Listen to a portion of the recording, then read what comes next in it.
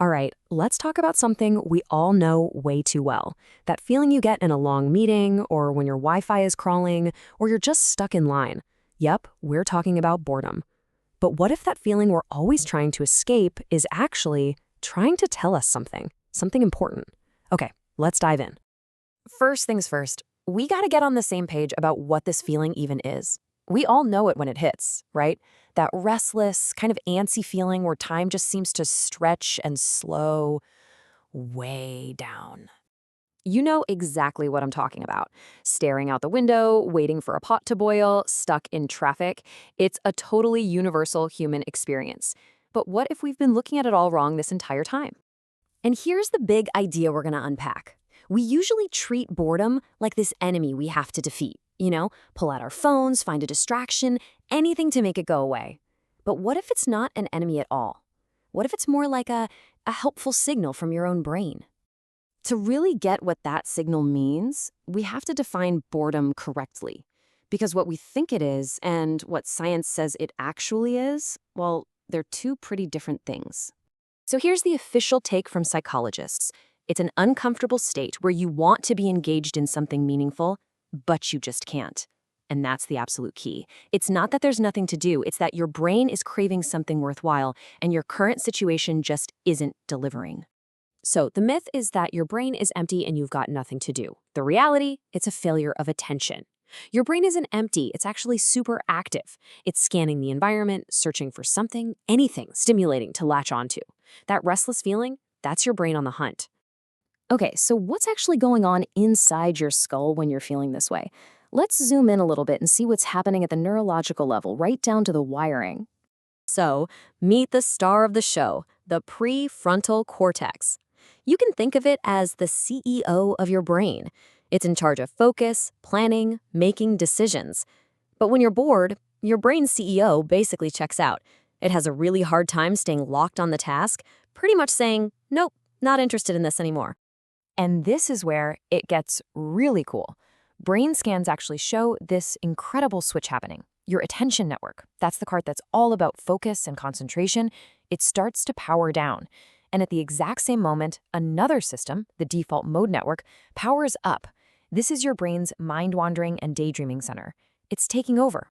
But here's the thing. This isn't some random glitch. This whole neurological switcheroo is happening for a reason. Your brain is purposefully pushing you into a different state of mind. But why? This is honestly the perfect way to think about it. Boredom isn't the problem. It's the warning light on your car's dashboard. It's not there to annoy you, right? It's there to get your attention and tell you, hey, something under the hood needs a look. So what's that little light trying to tell you? It's saying, hey, what you're doing right now, it's not meaningful enough. It's your brain's built-in motivation system pushing you to explore something new, to switch up your goals, to break out of a routine that just isn't working anymore. Without it, we might just stay stuck doing the same old thing forever. Now, like any warning signal, what you do about it is what really matters. Boredom can be an incredible launchpad for creativity, but if it becomes a constant state of being, it can also be linked to some not-so-great outcomes. So let's talk about the upside first. Believe it or not, research shows that boredom can be a direct pipeline to creativity. When you're doing something kind of mindless, like washing dishes, that default mode network, your mind-wandering system, is free to just roam. It starts making these wild, unexpected connections between ideas, and poof, that's where those aha moments often come from. But we have to talk about the downside.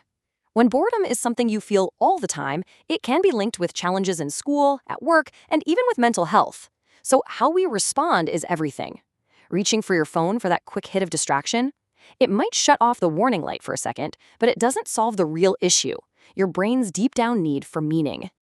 And if you feel bored pretty often, you are definitely not alone. I mean, not even close. Some studies suggest that up to 90% of adults feel bored at least once a week. It is a completely normal part of being a modern human, which makes it even more critical that we learn to listen to what it's telling us. And here's a fun little historical fact. While the feeling of boredom is probably as old as people, the word boredom is surprisingly new.